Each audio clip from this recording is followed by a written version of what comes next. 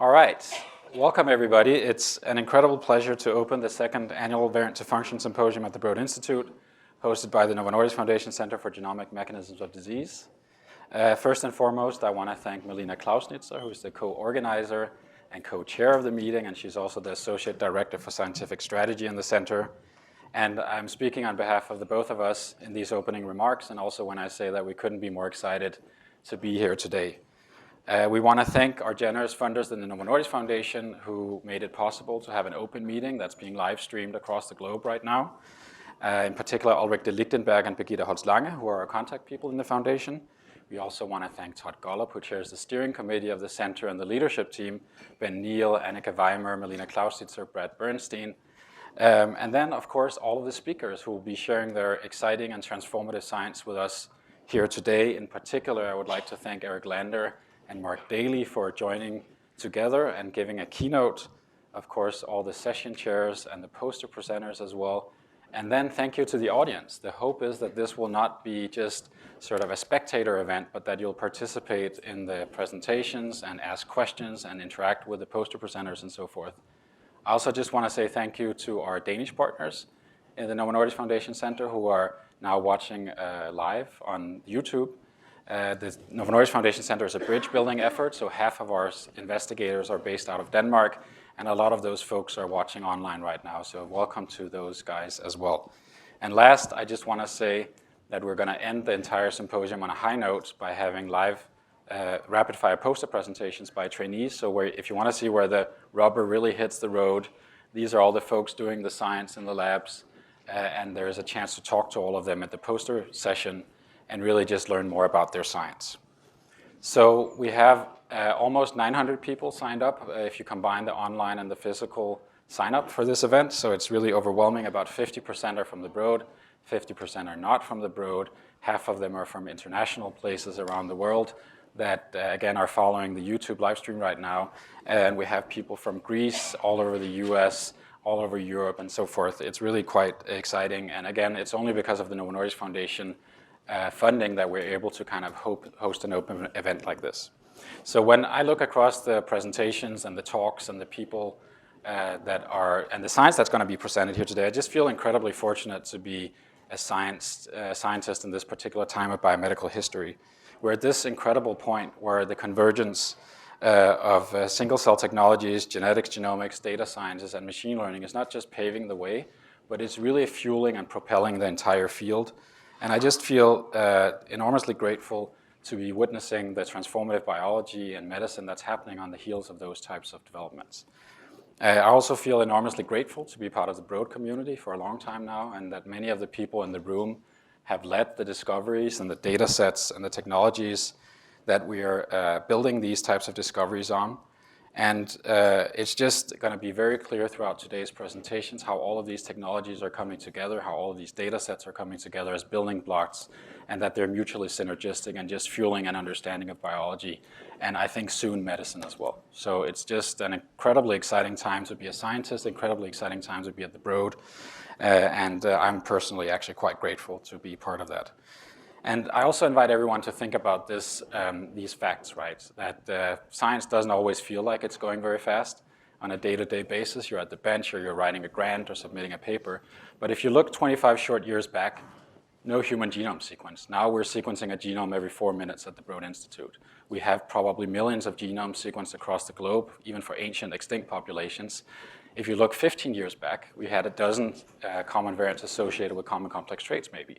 Now we have hundreds of thousands of variants associated to those diseases, and they're really laying the foundation for understanding biology in those traits. A dozen short years ago, we didn't really have any scalable and precise genome engineering technologies. Now there's this explosion of gene, base, and prime editing techniques that are now just transforming both science, biology, and healthcare. Indeed, if you kind of look at the interconnectivity of these types of technologies and advances, genome sequencing, genotyping, genome engineering are all key cornerstones of the variant to function work that's happening here at the Broad. And it's just really exciting to see all of these things come together in the way that we are now. And then you can, of course, ask the fair question, is this going to impact biology? Is it going to impact medicine? Of course it is. It is already. If you look just back 1 year from where we are now, to the last Variant to Function Symposium. Those 12 months saw the approval of the first gene editing therapy based on CRISPR, Casgevy. And actually, you might not know the history of that, but the target of Casgevy, BCL11A, was found through 2 parallel genome-wide association studies. One was co-led by Stuart Orkin and Vijay Sankaran and Joel Hirschhorn, and that led to the discovery of this locus with BCL11A. Stuart Orkin and Vijay Sankaran then went further in Vijay's PhD work to find that the BCL11A was a regulator of fetal hemoglobin, and that was actually a cure for sickle cell disease and beta thalassemia if you could knock out the gene. So Stuart actually went even further to work with Feng Zhang to make sort of saturation mutagenesis study in 2015. So one of the first applications of CRISPR in that way to map out the enhancer of BCL11A and show that if you knocked it out in certain places, you could reduce the expression of BCL11A, and that could actually treat these diseases. And that's the guides from that study from 2015 are the ones that are now being used by Vertex. So, you know, it takes a minute from these discoveries, but this is one of the first examples where I also like the fact that CRISPR is both used as a discovery molecular biology tool and as the actual therapeutic, having that duality and flexibility. So it's just clear that this is going to transform science and biology and medicine, and that we're kind of right at the crux of it. And all of these technologies are coming together in the variant to function field that Melina is an absolute pioneer of. And you'll just see examples of that throughout today's talks, that all of these tools are working together synergistically. So I just am not very good at extrapolating exponentially, even though we are on an exponential curve. Most people aren't. So it's hard for me to actually predict where we'll be 5 to 10 years from now. And I would say this to you, you don't have to. You can come to these symposia every year, and we will tell you exactly where we are on that curve. So, you know, this is also a shameless plug to have you coming back, because next year is going to be even more exciting, and the next year after that is going to be even more exciting. And, you know, it's probably not going to stop in the near future. So it's also clear that we have, you know, the Casgevy example was one locus. We have hundreds of thousands of loci that could tell us similar stories about biology and medicine, right? So just imagine where that will take us. And many of these loci are actually becoming teenagers now. So I have a teenager in the house. I know that they want to be understood. They want to be put in context. They want to have an impact. And the variants are the same thing, right? These teenagers now want to be understood, put in a cellular context, and they want to have an impact and an effect size. And this is what we're here to do. So this is a challenge to everyone in the room, and why this should be a conversation and not just us talking a little bit to you about what we're doing. Please engage. We need all hands and brains on deck for this. All right. So last and certainly not least, I want to thank Annika Weimer, Carly Gorsano, Jeff Gollin, Laurie Campbell, and Jack Durbin, who are the administration and operations team of the center. They have worked tirelessly to get this event up and running. I don't know if you have any idea how much work it is to do this. Name tags, they aren't born like this. They're made by someone, and those someones are the people that I just mentioned. So please stand up if you're in the room. I think you are. Jeff, can you please stand up? I know I'm going to embarrass you a little bit. Jack, and the rest of them are at the watch table outside. We're enormously grateful, Annika, for the work that you do. Oh, Carly, you're right there. Sorry, I was looking. And in particular, Carly was actually leading the charge on this. So thank you so much. I know that you're actually looking forward to having this day over with, but we just got started. All right, so welcome again. And now it's my great, great pleasure to introduce Eric Lander and Mark Daly for the keynote session. So I'm just going to roll into it. I hope that's okay, and introduce. No, please sit down if you don't. I mean, it's up to you. It's a 2-for-1, right? I can't believe that we're so lucky to have Eric and Mark here together. It's just unbelievable, frankly. And I don't know where else that would happen than the Broad. So I've been looking forward to this keynote probably more than anything else in the symposium. And as many of you will know, Eric is the founding director and co-institute member of the Broad, where he served as a director and president from 2004, when the institute was founded, to 2021. He has 2 professorships, of course. Why not? One in biology at MIT and one in systems biology at Harvard. He trained in mathematics, biology, and genetics, so a bit of a polymath there. And he's, of course, played a pioneering role in all aspects of reading, understanding, and using the genome for biomedical applications. And a lot of the techniques that he has developed has actually led to the mapping of these hundreds of thousands of variants that are now becoming teenagers and want to be understood, and also in specific applications with dozens of human traits. So he was a principal leader of the Human Genome Project. I'm sure you know that. What you might not know is that it was based out of the Whitehead Institute just across the street here, and that the sequencing center was in a, I think, factory building of some sort a couple of blocks away, and that a third of the genome was actually covered here in that venue, right? So a third of the whole thing happened very close to here. So I think on a more personal note, a lot of stuff to admire about Eric. His brilliance, voracious appetite for science, never-ending vision and commitment to using science, technology, and innovation as an instrument for good. And also your ability to inspire and call to arms generations of scientists, both here at the Broad, but across the country and also across the globe. And then maybe the thing I'm always most in awe of is your ability to reinvent or invent new fields with trainees and then hand it off to those trainees, and they go off to do amazing things in their own right. That is a pretty remarkable thing. There's also more direct ways that Eric is responsible for us being here today. He founded the Broad Institute together with Todd Golub and David Altshuler and Stuart Schreiber. So the building that we're sitting in is directly related to his efforts. He read Melina Klausnitz's FTO locus paper in 2015, I think like many of us did, and then invited Melina over to his office and said, can you stand at the whiteboard and tell me how you would do this? Or I think he probably started, I wasn't there. Tell me how you did it, and then how are you going to do this now for 10,000 loci, which would be the next question, of course, right? Something like that. And that rolled into the Variant to Function initiative here at the Broad, co-led by Eric, Melina, Aviv, Jesse Engritz. And we're really benefiting from that, both as a Broad community, but also certainly in the Novo Nordisk Foundation Center, where the playbook that was defined at that time is really what we're leveraging and expanding on and using in the center. So all of the technologies that came out of the Variant to Function initiative is something we're benefiting from tremendously.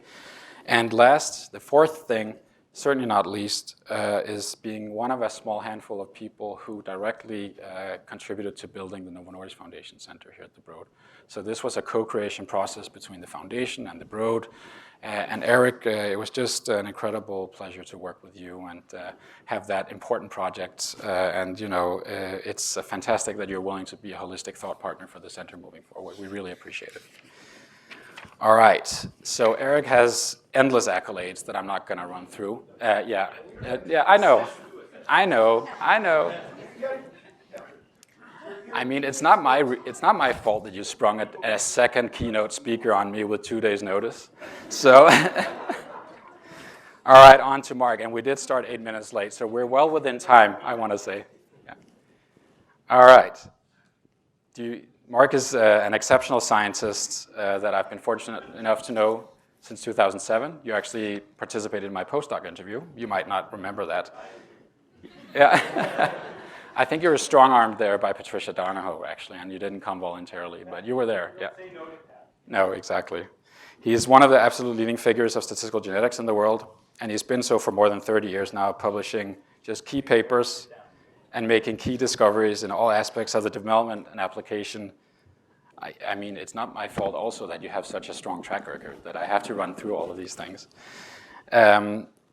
He worked as the director of the Finnish Institute for Molecular Medicine from 2018 to 2023, came back to Boston now in 2023 and reassumed the position as director for the Analytic and Translational Genetics Unit in Boston and at MGH.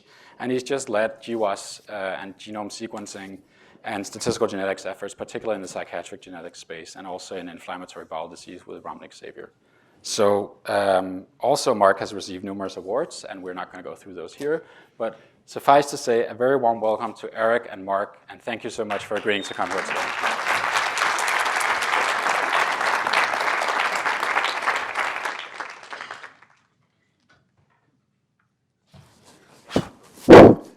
I don't know. We can walk around, stand up, sit down, whatever. We'll sit down at the beginning and we'll. I don't know. So this is not a keynote lecture. This is a keynote discussion, which I've never been to before. We're going to invent it, and the discussion will turn into a discussion with the audience too. But as I was thinking about what I might say in a keynote lecture, I of course started talking with Mark about this, what was important, what needed to happen right now.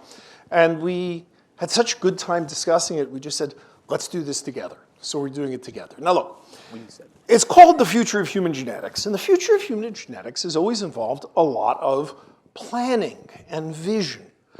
That the field has gotten where it gets because some sets of people develop really clear vision of where it needs to go and how it's going to get there, and then do the heavy lifting to get it there. Mark and I have been working together since 1986, when he joined my lab as a freshman in Europe. And it's like terrifying to think we worked together for 38 years. Yeah. And I've watched Mark sort of become the leading figure in genetic analysis of human Become diseases. an adult too, probably. And watch you become an adult and things like that. That's true. Many things. Many things. Kids, all sorts of things. The Broad has been, this Broad community, the extended Broad community, by extension, the Novo Nordisk Center right now, has been one of the real driving forces in rethinking the field at every stage. I think the point is, it's time to do it again.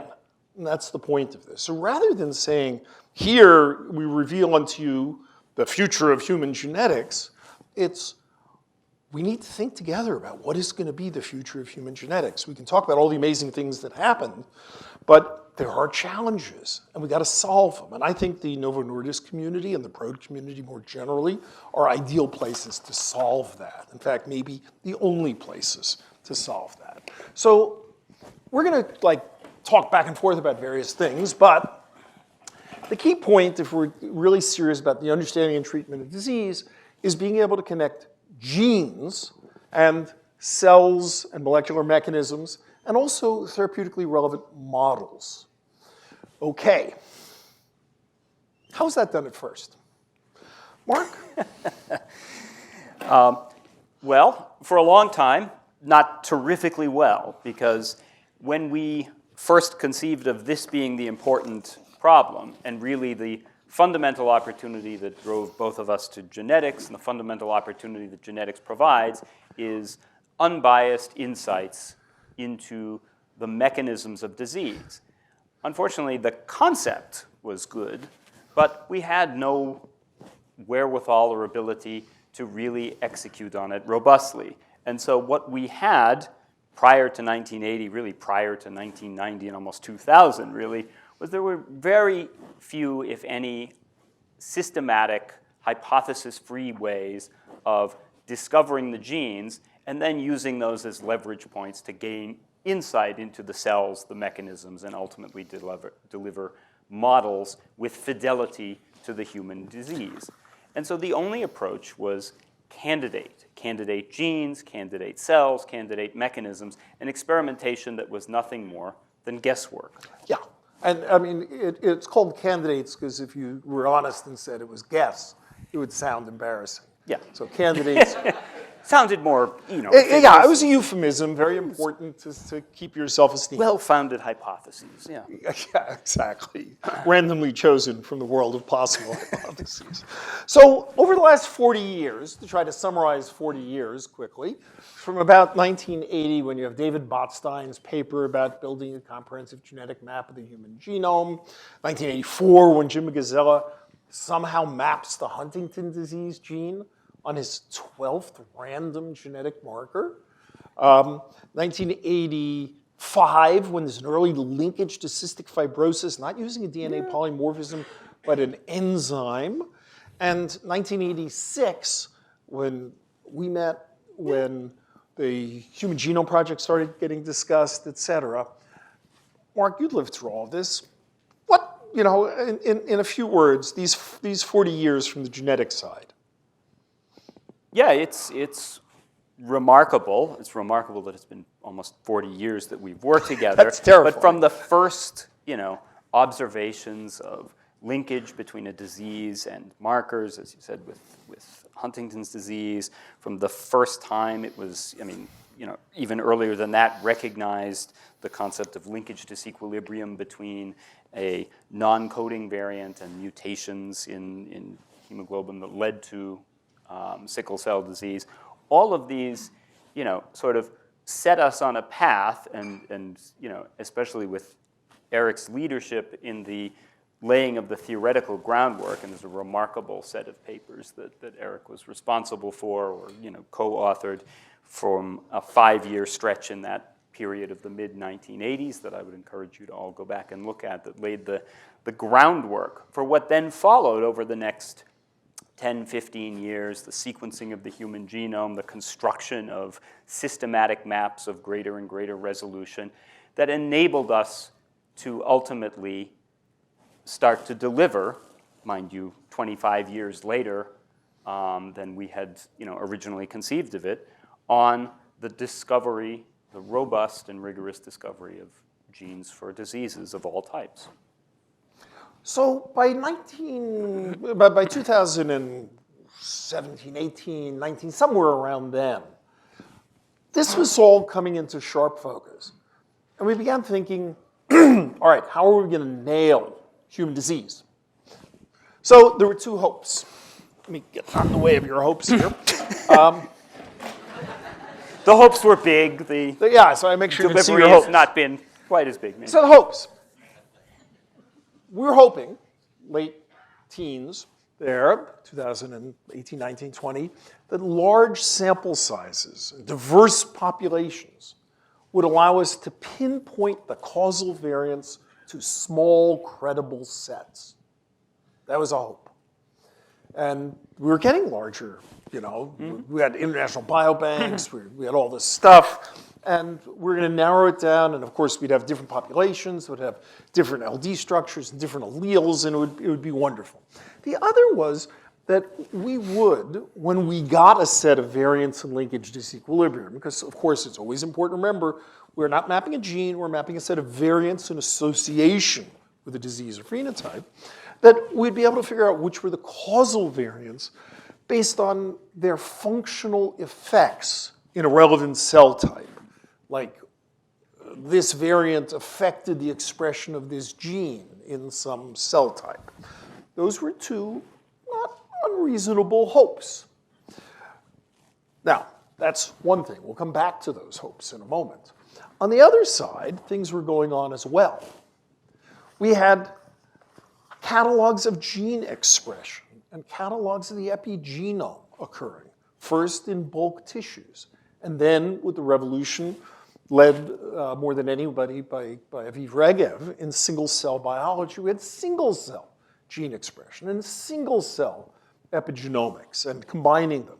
And then with the amazing work in CRISPR, tremendous amount of it done here at the Broad, using CRISPR to be able to change or modulate a specific locus, to cut it, inhibit it, activate it, base edit it, prime edit it, to do it in cells and to do it in animals. That was a really big thing. And it was like just incredible that you could just do that to a locus of your choice. That, of course, quickly, within a year or two, turned into doing it to 1,000 loci of your choice with CRISPR libraries to modulate many genes, many loci. First in bulk, when you would apply a CRISPR library and you'd sort the cells to figure out which CRISPRs had a desired effect. And then by combining it with single-cell biology, so I could apply many CRISPRs to many different cells and read out their effect on a cell-by-cell basis on gene expression. So I combined these two powerful technologies. And around this same time period, we have powerful individual experiments that are going on in many diseases. And we're beginning to see a human cell atlas rumble into action, defining cell types. And we had hopes. The hopes that we'd be able to correlate GWAS hits with the open chromatin patterns in specific cell types. We'd be able to use that to identify the right enhancers, the right genes. That was plausible, and indeed, to some extent, happened. But the question was it going to be a golden path to resolving all that? And number 4 there, we had hypothesis-driven studies, editing loci, replacing loci, like knock out the mouse gene, put in the 2 alleles of the human gene, study the physiology of specific GWAS hits, and we were hopeful that that could help a great deal. These were 4 hopes, perhaps 5, 6 years ago. So it's always important to step back and say, how are we doing? And where do we now need to change course in different ways? So, Mark, hope number 1, this is one I know you are passionate about. Yeah, what a surprise.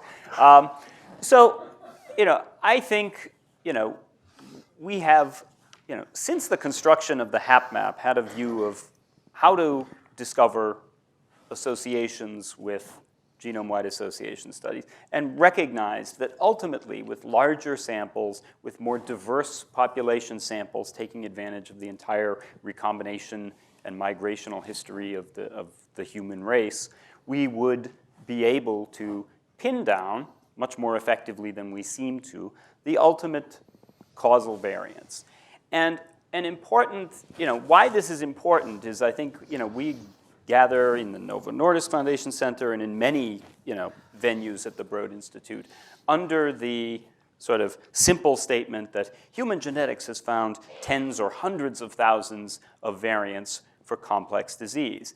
And technically, we haven't actually found variants in those cases. We've found tens to hundreds of thousands of associations, but the challenge, given linkage to disequilibrium, given the incompleteness of our maps, and given the, what's arrived at a problem of heterogeneity across studies, heterogeneity of data collection, of imputation techniques, and a variety of other challenges, we have found it very, very difficult to pin down causal variants using the standard playbook that has been effective for discovering associations, which is around the world, everybody conducts their own study and then contributes some summary statistics heterogeneously calculated with different starting material from the genetic studies and puts them together. This is effective for discovery, but not for resolution.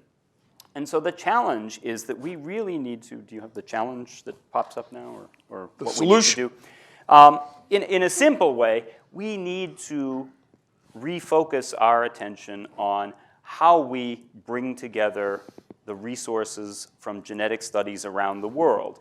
It's obviously not possible to sort of bring everybody's diverse data from around the world onto a single computer and put it together, but we need to go much further in our efforts to really fully integrate at a raw data level or at a much more detailed level than we have done to date, putting together the data from diverse genetic studies across not only single phenotypes, but many, if not all phenotypes simultaneously, to do as good a job as possible on this particular first challenge.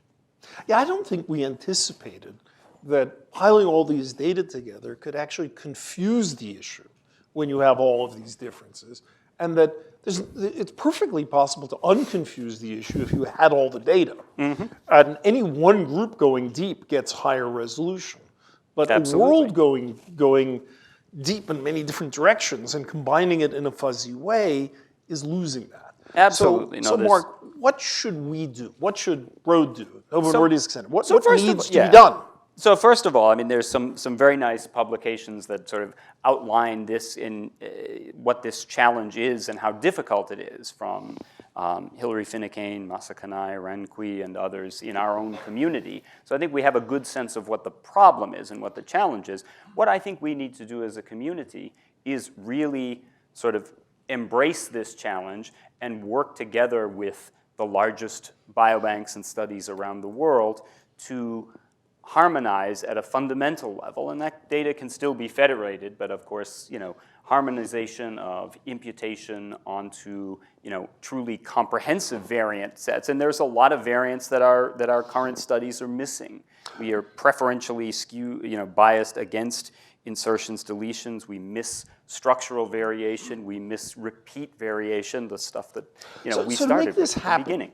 Do we need a group of 8 spectacular people to come together and act as a nucleus for this? Yeah, eight might even be a little bit small, but I think a core 12? Foundational effort at the Broad, let's say it's around 10, okay? Okay, around 10. A core foundational effort at the Broad to bring all of this data together and to work with groups around the world to help develop these resources, again, with the highest standards in diverse populations around the world that haven't yet contributed to these studies. So we need a core group of 10 people who are going to, we've now identified the problem, we know it's a real problem, We know it's a fixable problem, but there needs to be a small critical mass to do that.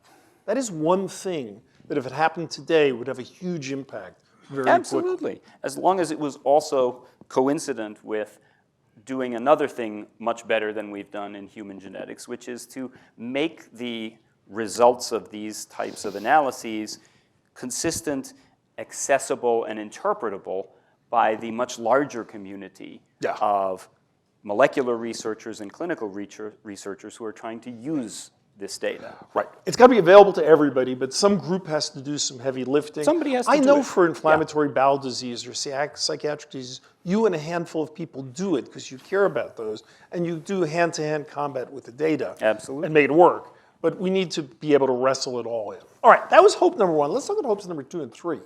So hope number 2, the causal variants would be identifiable because they'd have some effect in a cell. They would cause a gene to go up or down.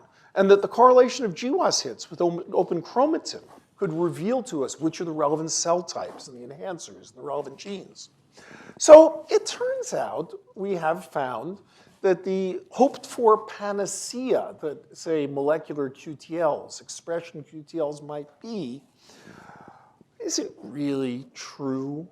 The problem is there's now enough studies that say eQTLs are enriched at unconstrained genes, and GWAS hits for disease are enriched at constrained genes. And conversely, eQTLs are depleted at constrained genes, and GWAS hits are enriched at constrained genes. And so it's first the case that simply looking at things you can easily observe in cell culture may not really lead you to the right place. But second, more importantly, there's just a lot of them. And it's easy to observe an effect of something somewhere. It doesn't mean it's the droid you are looking for. So you have to be able to know that the effect you're looking for is the effect you want, because if it's just like old candidate genes, you can talk yourself into things. So you need something more than that. So the other point I should say is that GWAS enrichment in active chromatin is actually a super powerful way to tell whether a set of GWAS hits is involved in the liver or the brain. If I have lots of hits and I have very different tissues, I can see correlations, and they're meaningful. If within the brain I want to figure out which of many related neurons it's in, I kind of have the moral equivalent of linkage disequilibrium. I can't break that. There's a certain number of cell types that differ in a more limited number of ways, and there isn't often enough power to use the GWAS hits you've got to distinguish which of closely related. Now, how far down you can go is an open question. How much you can get out. I think you can get lots of interesting things, but it's not like this is an unlimited path you can take all the way to highest resolution. So there are just challenges about it. All these things can be useful, but perhaps the most naive version of it from 5 years ago now needs to be made a lot more rigorous. Would you? I would totally agree. I think this is a more challenge. This is, again, like the first problem, more challenging than we may have given it credit for, or maybe if we recognized it was challenging, as with the genetics originally, we still hoped it would be the simplest possible form of challenging rather than the more complicated possible forms of challenging that they turn out to be. And I think, some of that challenge comes from the fact that the genome is awash in functional variation, only a small slice of which is relevant to the disease. Some of it comes from the context being so intimately important that we are not looking at or studying cell-autonomous diseases. So to expect the process to be reflected in simple cellular models and to expect those processes, even if the hypothesis is right, to be reflected in models where you are not in the actual context of disease, in diseased individuals, in the context of all the surrounding cells, is likely too simplistic, as almost every starting hypothesis we have in biology of disease is too simplistic. So hope number 4. Hope number 4 was that hypothesis-driven editing and manipulation of specific variants in well-chosen cell types may reveal mechanisms. The issue is that actually works. It works really well. Like Romnick does this. And he has this magic ability to pick some variant and do it in the right place and find unbelievable insight. The problem is you need deep insight and it's low throughput. So the problem is not that it doesn't work, it's that it doesn't work at anywhere near the scale we need. So what are the solutions to all of this? So we wrote down 3. We didn't want a list of 100 solutions or things. Here's 3 things that we agree really could help a great deal right now. And as a community that does stuff, it's our job to make sure it happens. It's not a complete list, and in a moment we'll just turn to you to add. But number 1, extract the full flow of human genetics. We need to be able to analyze and combine the raw data, 10 people, et cetera. We talked about it. Number 2, figuring out which variants matter. We have a leg up in some cases.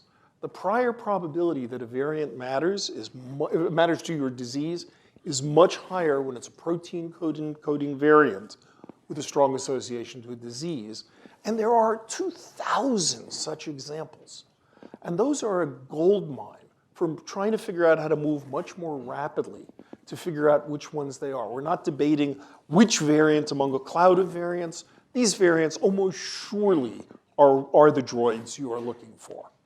And so, number 1, intense focus on those. We're going to learn a lot. We may be able to apply them to other things afterwards as we learn these rules, but we shouldn't tie our hands behind our back. We should accept the gift of the ones with higher probability, easier to study, and take this on at scale.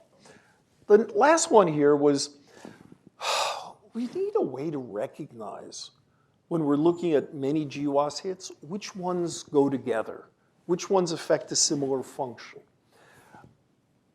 One of the best ways would be to have a functional oracle, to just be able to ask it.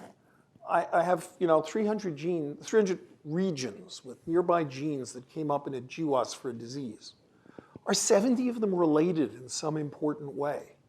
The oracle you would probably want is a comprehensive catalog of the effects of gene modulation. Happily, Perturb-seq exists.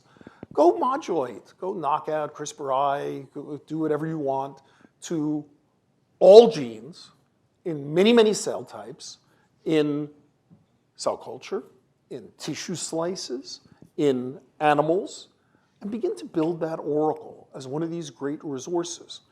There's a paper by Jesse Engreitz on endothelial cells, where he took a bunch of hits in a GWAS for cardiovascular disease, and essentially knocked out every gene in the neighborhood, about 2,000 genes in the neighborhoods of all the hits, and asked, which ones have similar consequences when I knock them out? This sort of a functional oracle would be a very useful thing because you can't fool yourself by just guessing and saying, oh, this has a little effect, because you have a ton of built-in controls that keep you honest about this, and things that have controls rather than only looking where the light is good. So, a few thoughts. I think everyone can recognize that it should be relatively inarguable that in the subset of cases where the genetics points you to a specific coding variant with high confidence, you have an enormous leg up because you not only understand the functional variant that perturbs function, but you understand the gene. And this is what we do not systematically get, and we go to a lot of effort to try to discover it in many cases. So let's use the gift that nature gives us and really lean in and understand what that can teach us. With respect to the entire picture, I think there's other in parallel ways that we can explore the comprehensive effects of what we learn from genetics, and in particular, from an analytic standpoint, I think in addition to, I agree with the fundamental challenge of the mass of non-coding variation is, can we group them into sets of 10, 20, 50, what have you, that can begin to form and enucleate new ideas about what cells are relative, what mechanisms are relevant. We can also gain great insight if we don't simply focus on one disease in a silo, but go across all phenotypes, even better, seemingly unrelated ones where a process is shared. It's one of many processes, but the joint analysis of those teaches us that here's a unique set of 5 or 10 associations that are shared between bizarrely unrelated phenotypes. This must teach us something about mechanism as well. So I think there's a holistic picture that starts to emerge that I think is very, very important for us to keep in mind, is that the idea of V to F is a very, itself a relatively simplistic one. We're articulating, we don't have all the variants, we can't understand each of their function in a vacuum and how it relates to disease. But what we can begin to think about is, rather than thinking about this as genetics then hands off to some experiment and then develops some mechanism as a single-pass linear process, we need to think about the understanding of disease mechanism will only emerge by a joint effort of deep expertise in genetics and deep expertise in molecular biology. And those have to work together. Genetics has to do a better job of seeding experiments and helping to design experiments with appropriate controls, with appropriate access to all of the genetic information. And then there needs to be a partnership in the interpretation of those experiments as they come out. And thinking about this as a feedback loop or as a partnership rather than a sort of linear handoff of information, I think will really be what will set our community apart. So I put 3 on the slide. Mark has actually given a 4th, which is this cross-disease analysis. I said we don't want 100, but this list is not done. Our work together, first in the next 5 or 10 minutes, using up the time that Kasper spent introducing us, and it's all right. I mean, I get to tease him about that. It was very sweet. Thank you. It was really nice. And then going forward, and then going forward, we need to flesh out this list over the coming weeks. There aren't more than 5 or 6 things that really need to be done, and they need to be done well, and they need to be done at scale. And all of them that sound hard when you really wrestle them to the ground, they take work, but they're not impossible. So we throw it open to all of you to ask, what else do you have? Do you have questions about that? Do you have specific things you'd add to the list? First, can I have a show of hands? How many of you are committed to fleshing this out so we have a clear vision for the next 5 years? Happy to commit. Come on, more. Let's go. Yeah, is anybody uncommitted to that? That's not as vigorous a response as you were expecting, I think, Eric. So They were just shy about putting it up this high. They were being asked. So I think I have a sort of maybe 2-part question. One is the pattern of eQTL discovery thus far is exactly as you say, concentrated in genes that aren't constrained versus genes that are constrained. And I guess the first question is, do we think that gene regulatory effects don't exist for constrained genes, or that we need much bigger sample sizes on the molecular QTL side? And that is, in a sense, noticeably absent from what you put on the slide here, because it could just be a power question rather than a existence question. And then the second follow-up, which is, I think, related but not identical, is how do we pick the cellular models that we want to scale? Because obviously a cellular model that has nothing to do with human biology or physiology is not going to be that informative for the quest that we all share. And so how do you adjudicate that point? Do you want to start with the first? I'll start with or part the second? one, Whichever one. and you Part can one. do- yeah, Maybe I'll do you part take 2. part 2. Sounds good. So certainly there is a power difference that's contributing to that picture. There are 2 points related to that I would add. One is that the power difference is always going to exist, and so as we increase the power, we exacerbate the fundamental challenge, which is that there are many more neutral functional changes in the genome that are unrelated to disease that create a complication. The second is to an extent, there's, we would imagine that part of the picture has to be explained via this mechanism in the right context, and that's part 2 of the question, of course. But there are also nucleotide position differences when you look at where are GWAS hits distributed with respect to the cognate gene and where are expression changes. And so there are far more mechanisms that are likely to be involved in disease than will be reflected through that, but some certainly will. Your second question is a hard question. How do we know what the right cell type is? And I don't know that there's some royal road to the right cell type, but I think if we take these perturb-seq sorts of things, even if you aren't in exactly the right cell type, but you are, say, perturbing in a whole animal, in the gut or in the pancreas or in the whatever, and you're able to see what are the effects of sets of genes, even if it's not precisely the right cell type, I think you're far more likely to see the pathways revealed in adjacent cell types, maybe not perfectly under those conditions. But I think we're going to have to not just use cell lines in the lab. We're going to have to be doing this in tissue slices and whole organisms, which means we have to roll up our sleeves and make this stuff super cheap to collect it. But I think pathways are more ubiquitous than the modulation, the specific modulation change that caused disease. So I kind of want the functional oracle as a handhold to get closer to it. I mean, that does naturally lead to the therapeutic hypothesis problem as well, though, right? Because if you have a pathway across many cell types and contexts, then Might what as well matters? know it. Yeah, you should. I absolutely agree. Right. You should know it, but it can't be that we immediately jump to therapeutics there without understanding that mechanism. No. We have to know that. Yeah, Kasper. I guess I felt compelled to also share a couple of questions from the internet and from people Oh, who the know quite internet. well. Exactly. It's quite curious, the internet. Jeffrey Barrett asks for Mark, do you think we need to re-genotype or sequence some of the large case collections? Even if you get the raw genotypes, they may suffer from heterogeneity. Some of them we probably will, because some of the heterogeneity comes from, early generations of data collection, and that's where, which are going to be limited in terms of how well they do. I don't think it will be that many necessarily. Yeah. What else is the internet thinking?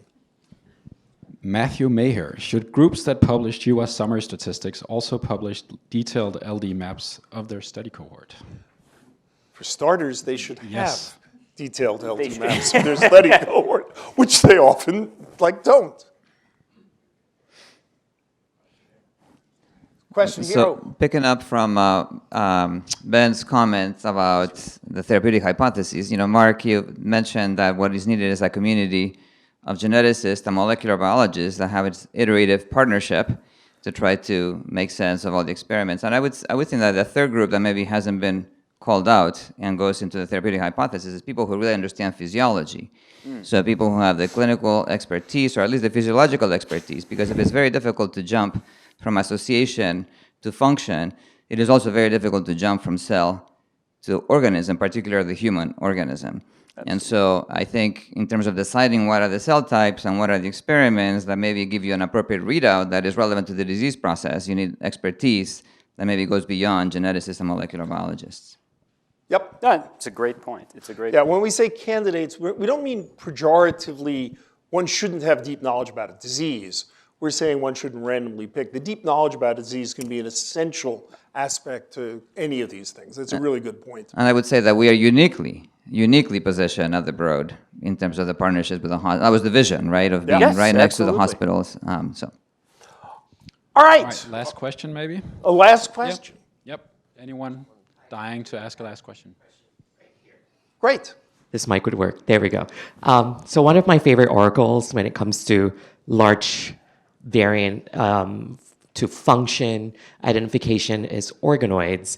And so I was wondering if you could comment a little bit more on how could we perhaps dissect that kind of single cell resolution towards function when it comes to organoids. Because, the complexity of the human body is systemic, and going it down further, you were talking about tissue slices.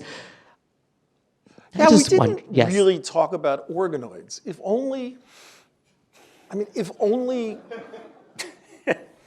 we had a following talk. Yeah. On organoids! That would be Good. great timing. Thank you, Mark. everybody. Thank you, Eric.